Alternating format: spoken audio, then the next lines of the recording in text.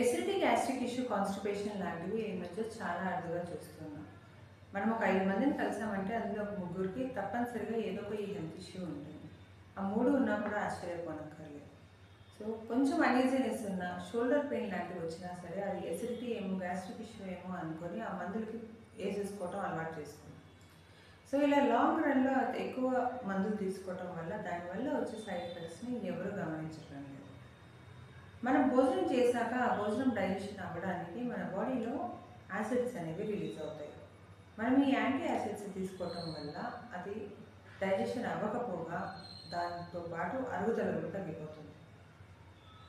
And ఇదే కాకుండా మనం భోజనం నుంచి వచ్చే iron, calcium, B12 and magnesium లాంటివి కూడా అబ్జర్వ్ అవ్వవు.